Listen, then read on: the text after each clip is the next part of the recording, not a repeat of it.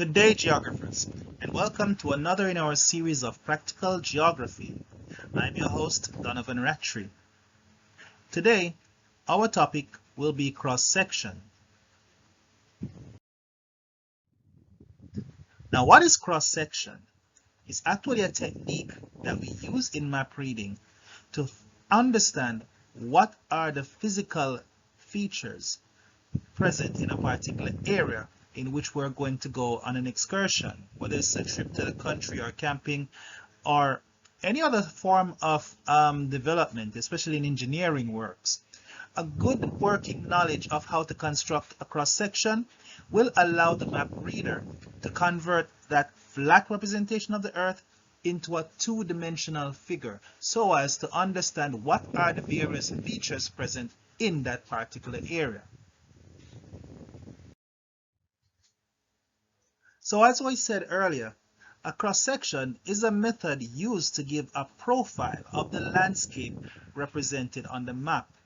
In other words, it allows for the map reader to see what the surface looks like in reality and identify the physical features in that area.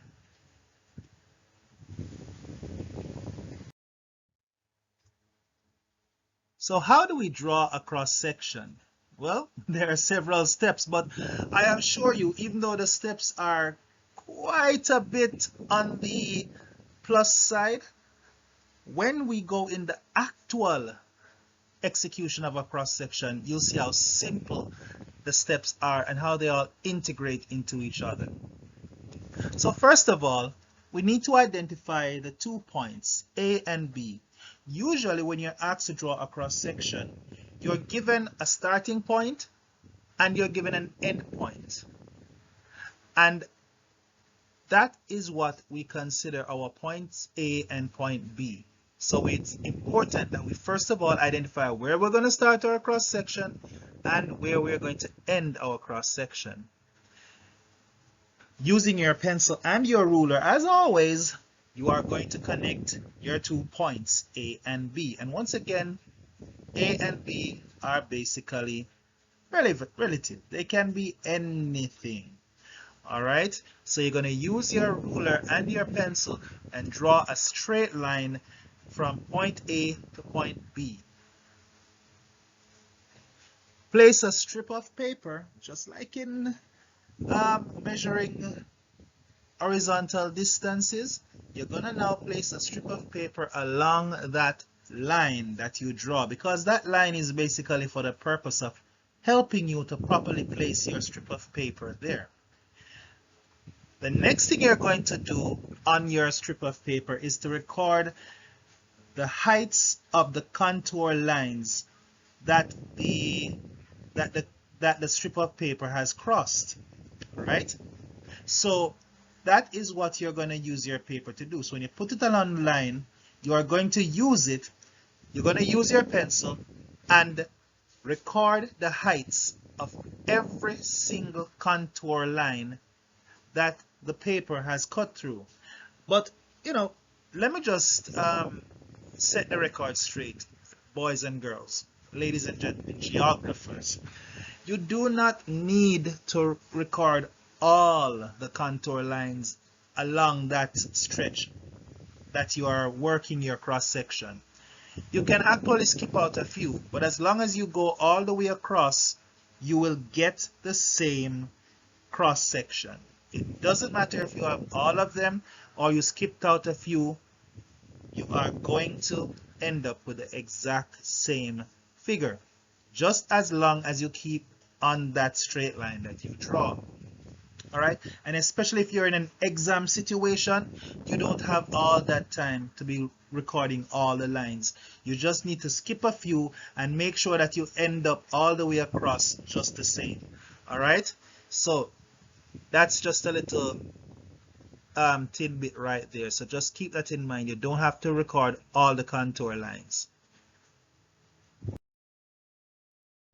Next, you're going to place a strip of paper, your strip of paper, along the base of the scale, or a graded scale. That means it is numbered.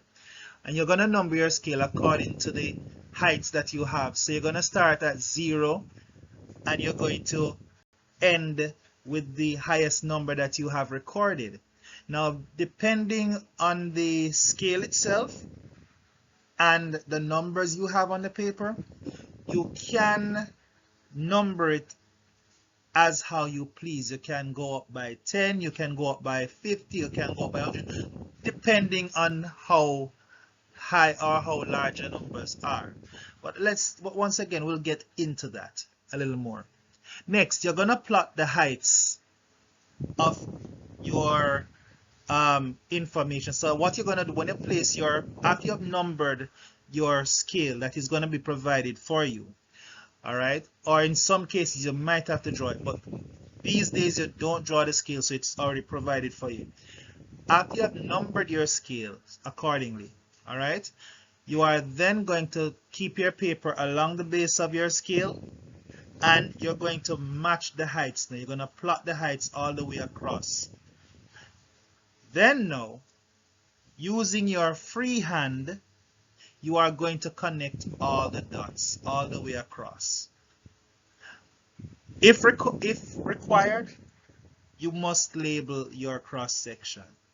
Sometimes you're not asked to label the cross section. Other times you are asked to label the cross section, and I'll show you how to do that when we get into the video a little deeper.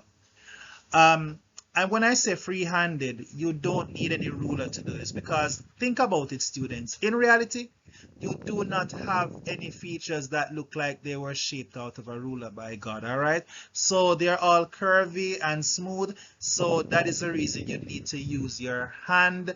For the first time in geography, you don't need to use your ruler to connect any dots. You just simply use your free hand and connect the dots. Give it a nice natural look, a nice natural curve. And if you want to, not required, but if you want to, you can also shade your profile. It's up to you, all right? So here we have a fictitious island.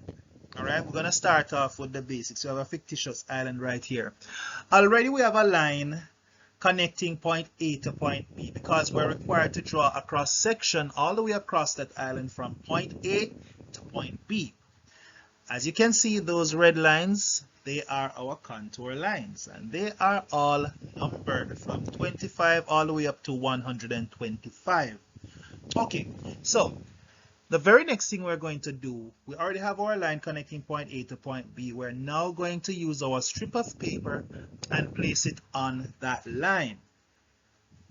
All right, now using our pencil, we are going to now mark where we start and every single contour line, and where every single contour line has crossed the paper. Here you go. Now we're going to, once again, record the heights of all of these lines. Now you notice I start with 0 because point A and point B are both at 0 meters. In other words, then they are at sea level. So we say 0 meters. 0 meters is always sea level. All right, we go on to 25, 50, 75, 100, 125. 125 again. Then we move on to 100, then 75, 50, 25, and back at 0 at point B. All right. Now that we have done that, we are going to go to the scale that is already provided for us, and we're going to number that scale. So because 125 is the highest number on our scale, we're going to, go up by about 25 meters at a time. So we say 0, 25, 50, 75, 100, 125, 150. Don't be alarmed if it goes over the 125. That is perfectly okay as long as it's not too far up. But we are okay here. Then we're going to put our paper along the base of our scale right here. And then now we are going to plot. So we start with 0, we match the 25 with the 25, the 50 with the 50, the 75 with the 75, and you get the message. All right, so we're just going to plot our graph, and we're going to make sure that all the numbers correspond with each other on this, both on the scale and on that paper.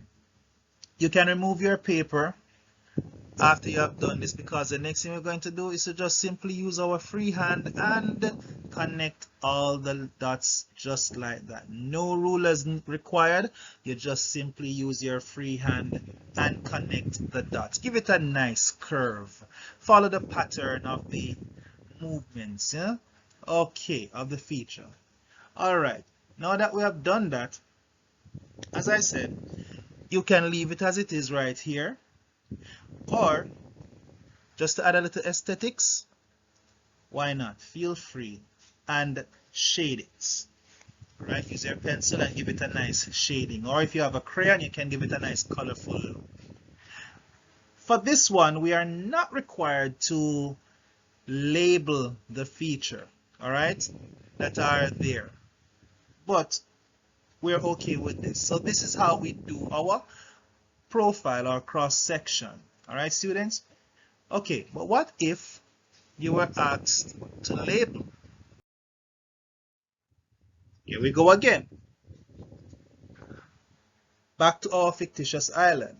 We're going to assume that on our fictitious island, all right, we have these features. So we place our paper there. We're going to mark off our heights like what we did a while ago of the contour lines. Right, record the heights of each contour line. Now we're going to assume that there is a river passing through this area.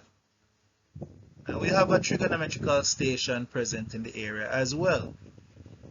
We're going to mark where the river has crossed the paper right there. We're going to put R to represent river.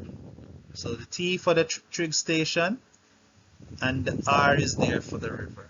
Okay, so that will allow you to remember that right there is a river, right the other side, now where the T is, we have a trigonometrical station. We're going to put our paper back, our scale. We're going to number our scale like we did a while ago.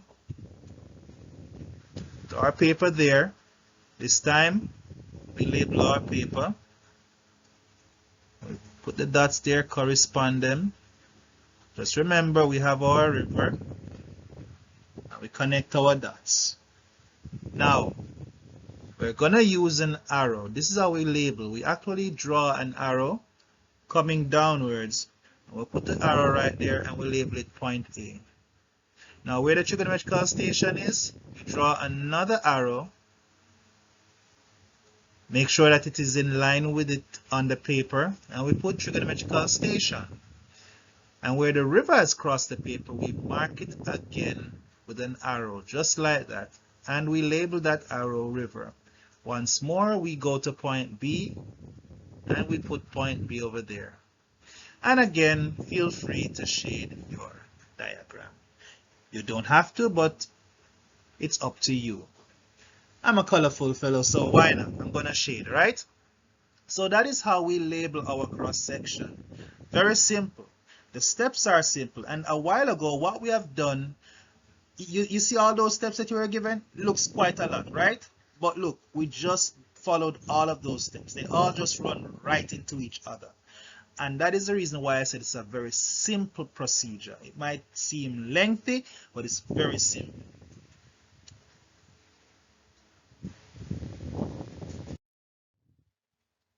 Here is an island known as Petite Martinique. Now, Petite Martinique is not a fictitious island, as you can see.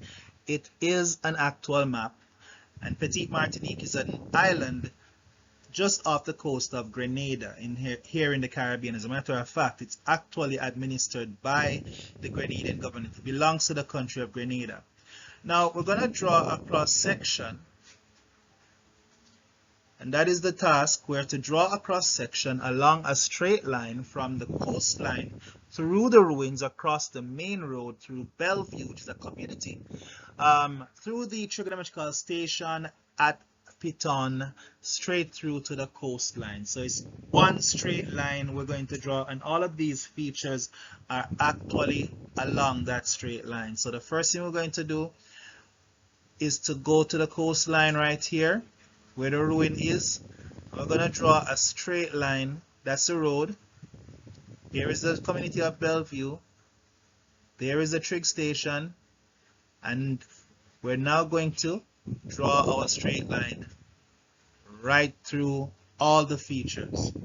Remember, we're asked to draw from the ruin, or from the coastline I should say, through the ruin, right across the road, right through Bellevue, right through the trig station, and right through to the coastline. So everybody must be in a line.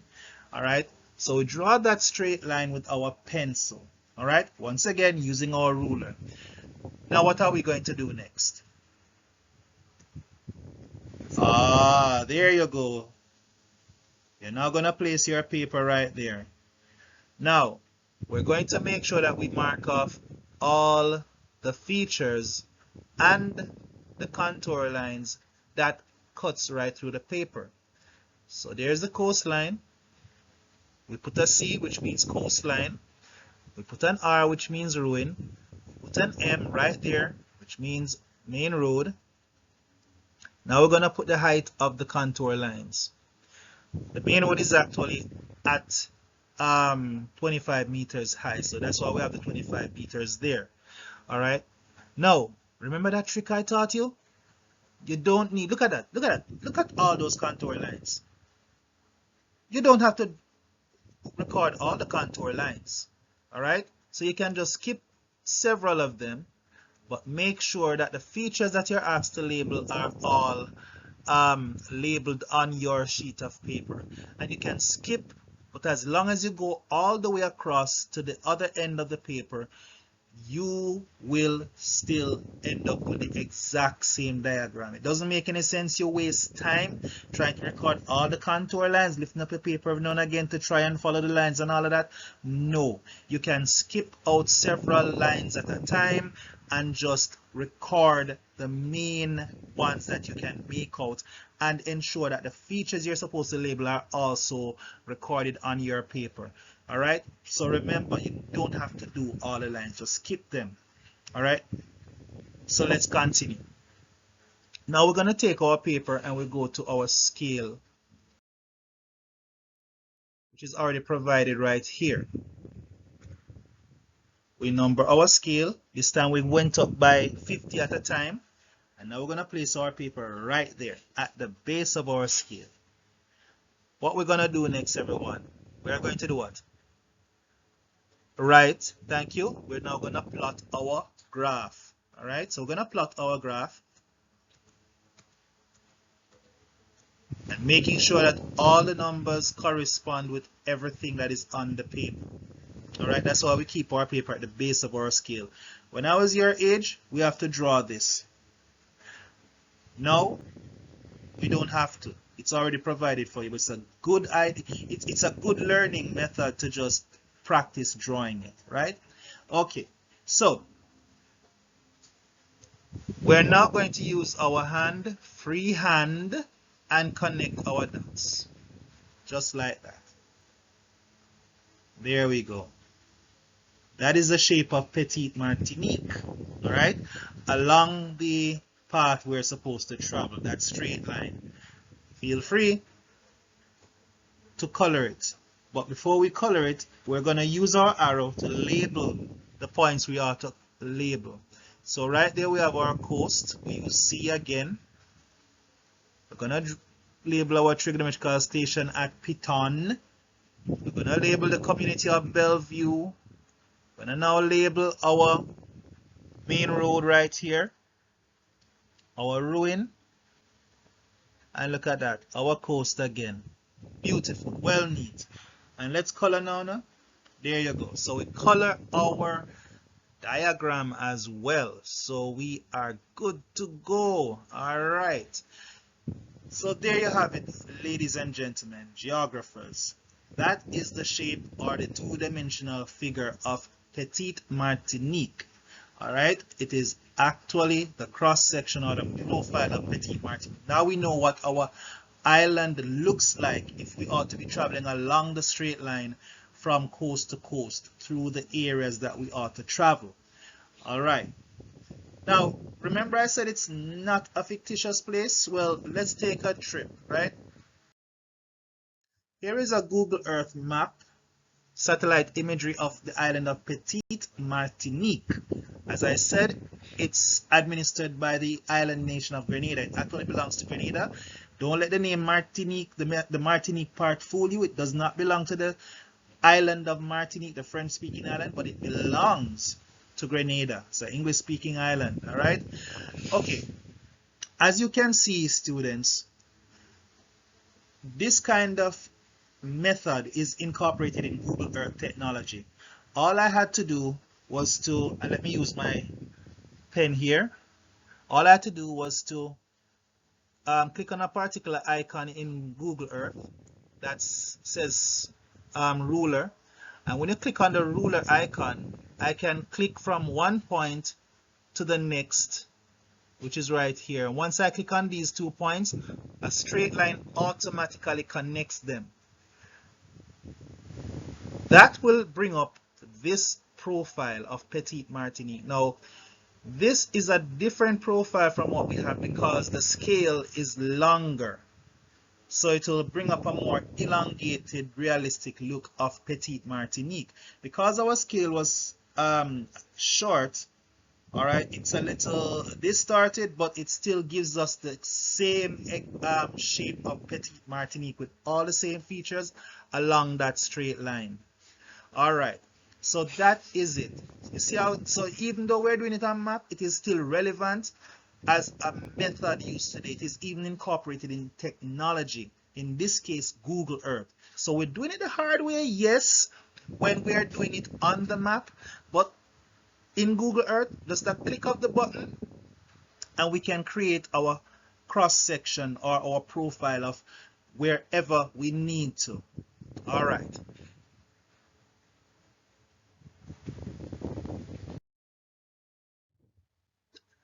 Let's come back home to Jamaica. Now we're going to draw a cross section using the map of showing part of Port Antonio. All right. And we're going to now, a line is already drawn there, so we're going to take advantage of that golden opportunity and draw a cross section along that line. That's the cross section we ought to draw. Those are the features that are labeled, that ought to be labeled on our cross section, point X and point Y and the unclassified road, and we should also label the Black River and the parochial motor rebel. All right, so let's get right into it. So here we have our line. We're going to draw our line along that. We're going to place our paper right there, and we're going to label our contour lines and our main features. Remember what I told you? You don't have to label all the contour lines. As long you can skip in between, and just label the ones that you can easily identify. All right, but as long as you go from point A to point B all the way across, you are good. You'll get the same exact figure. You don't have to label all of them. So to save time, save energy and brain power, just skip out a few and just continue to label them across so that you can finish in quick time with the same exact feature. Now we're going to label the heights of our contour lines and the features that we ought to label. The river, the road, point X and point Y. All right, you get what I'm talking about, right? Now let us move right to our scale. Here's our scale, numbered. And we place our paper at the base of that scale. Once again, what are we supposed to do now? Now that we have our scale is numbered, our paper is at the base of the scale. What are we supposed to do, geographers? Talk to me now. All right, good. We are to plot the points. So we're going to plot them, making sure that all the points are corresponding with what is on the paper, as well as now we're going to use our freehand and connect our line. Look at that. Give it a nice natural curve all the way to the end. So even if it doesn't touch the the bar, you can always just follow the pattern and continue right to the end of your scale right there. Next thing we're going to do, gonna give it a nice little shading. Using our pencil, you can use a crayon, no markers, no pens, alright? Just crayon or pencil. Alright, now that we have shaded, connected our lines, our dots I should say, and shaded, what next? What are we asked to do next? Okay, very good. We're asked to label several features. So let's label them now. So we have our point X right here. We have our road. Then we have our next road. We also have our point Y. Oh, don't forget the river. There is our Black River. All right. Now that we have finished labeled our diagram, let me show you something cool. All right. Here again, using Google Earth technology, I've actually used the actual map of Port Antonio. All right, it's a larger map. And what I did an overlay of the area in Google Earth. Using Google Earth technology, I actually did a map overlay and it fits perfectly with the surrounding. All right, now what I've done, as I said previously, I just simply put a dot right where we started and where we're supposed to finish. And look, if you look at the base down here, so we started here, we started right here, and we end right here. That's where we're supposed to end, right? According to what we drew. And that's the same thing we did. Put our dot right here, put another dot here, and it automatically generated a straight line. And then eventually generated this profile. Doesn't it look similar? It is the same thing, it's just a little more elongated, but it's the same feature. And I did this to show you, students, that what we're doing on the map and comparing it to the technology that is incorporated in, it gives us basically the same features. So we know now what the features look like from our point X and point Y, if we're traveling in a straight line from there. So we know what the features are in these areas. We know that's a mountainous area. We have hills, we have mountains, we even have rivers in the area. So we know what we are going to encounter if we're traveling on a straight line from point X to point Y in this area near the town of Port Antonio, Jamaica. So once again, I use the Google Earth technology to generate one using a map overlay of the same map that we are actually using right now. And it goes to show that the technique we're using right now on the map corresponds with the modern technology in Google Earth. So it's the same thing we're getting. So it is still relevant. I just want to show you the relevance of this technique, you know, because the same thing we're getting when we're using the technology, just the same. All right, geographers, let us move on. Here we have an assigned task. All right, take a good look at it. That's our assigned task. And we're supposed to draw a cross section. Once again, using our map of Port Antonio. And there are the areas that we're supposed to be labeling down the bottom there. They are listed. All right. And there is our line. So here is where we're connecting right here, the 2 points, and we draw our line, and then we put our paper right here. Now we're going to label. All right, so we label all the points that we need to label right there. All right, and we even go as far as to put the features that need to be labeled on our diagram. All right, class. So we're gonna draw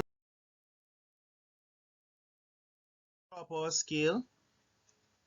We're gonna put our paper at the base of our scale, and you draw your scale according to the length of the line that you drew. All right, so when you put your paper on the scale, your starting point must be at one end of the scale and the end point must be at the other end of the scale. Now let us let us label. So we label right here. All right, so we put our numbers there. This time we go up by 80. So we go up by 80 at a time because the largest number is 640 and we need to go up by at least 80 if we're going to work with a scale like this. Next thing we're going to do, we're going to put in our dots and then we're going to connect our dots. Again, free-handed, no rulers involved. Look at that. Let us give it a nice little shading. And then now we're going to label. So we put where our starting point is, our unclassified road, our community, Rose Garden Mountain, and our end point right there.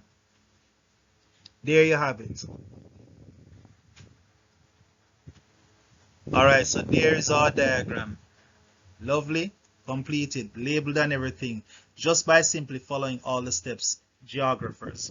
Alright, now let us move on.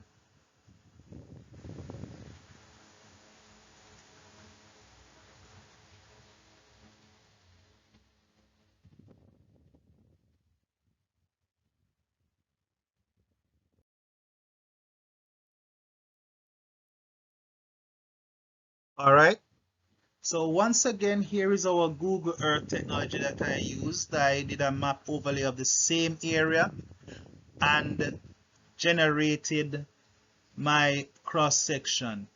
All right, it's the same thing that we just looked at, where we have generated it using Google Earth technology, and look, there's the same feature we get back. All right, same thing we did on our map a while ago by hand is the same feature we get back when we use the Google Earth technology a while ago.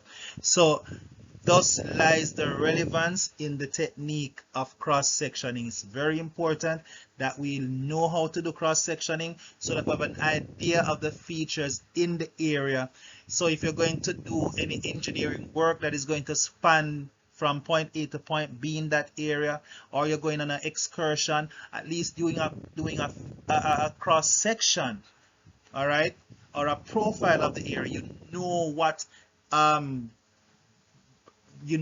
you're going to encounter, what physical features you're going to encounter in that area, and that is why it is so important to know how to do this. And it's a fun activity. You get to look at your map. Your map looks flat and boring, a one-dimensional feature, but with cross-sectioning you can turn it in a two-dimensional feature. And when incorporated with a thing like Google Earth, and you do a thing called a map overlay, it is more than a two-dimensional feature. Now you can actually see how the map just spread out and fit over the feature like it is a blanket. All right.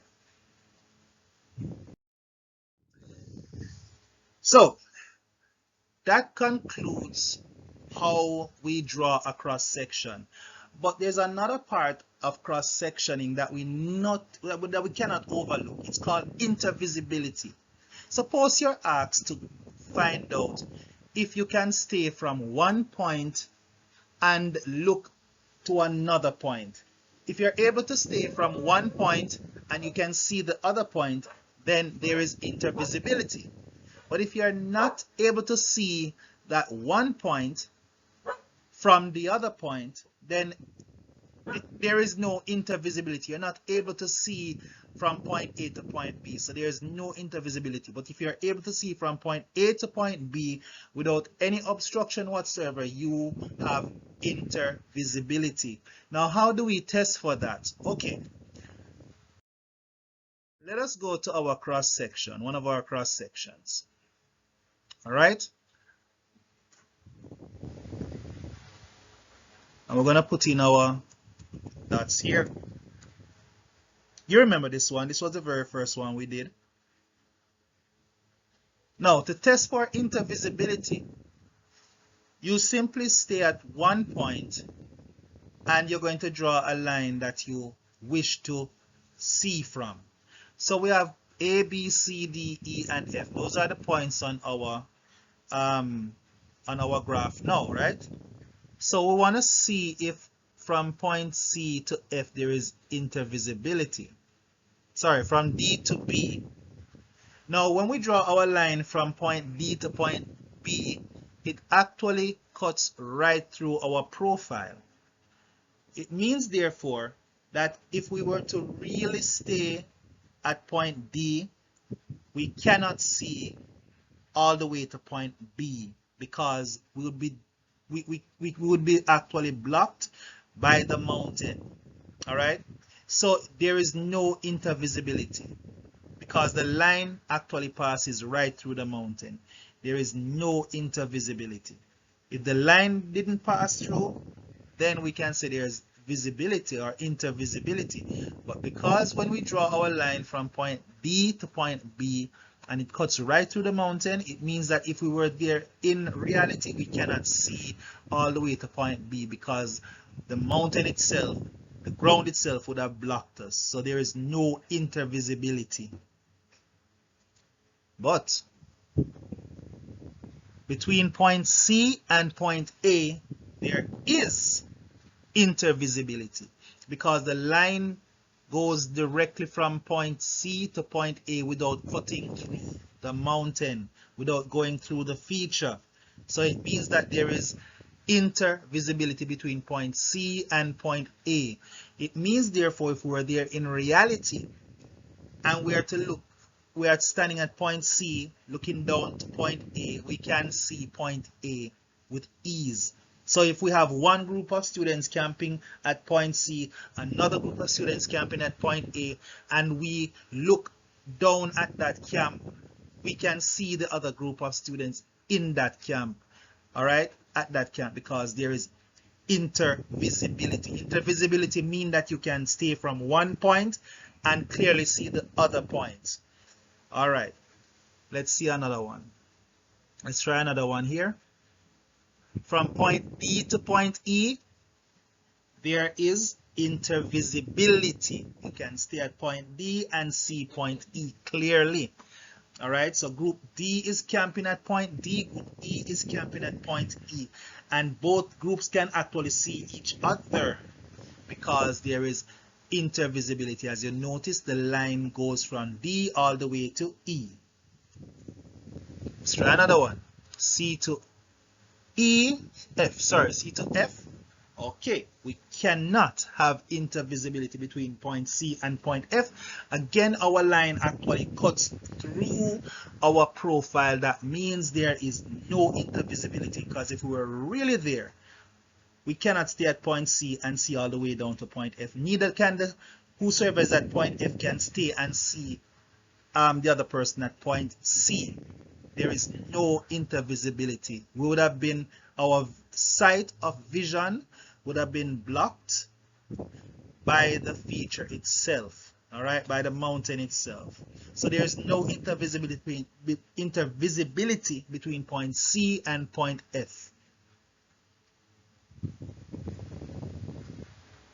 Neither is there no intervisibility between point C and point E either. Same result.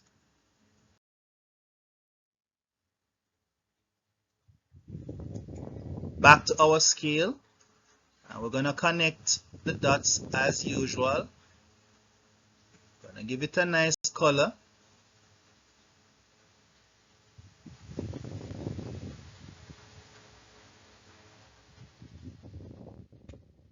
And now we're going to label, same one like we did, X and Y, Z as well. Now, between point X and point Z, is there intervisibility? Yes or no? The answer is yes. Very good. There is intervisibility because you can easily draw your line from point X to point Z without cutting through the feature. So it means that if one set of students were camping at point Z and the other one is at point X, they can see each other from where they are standing or camping, right? Is there intervisibility between point Z and point Y? Yes or no? All right, we'll check on that later. But for now, as you can see, there is no intervisibility between point X and point Y because we will be blocked by the hill that is there.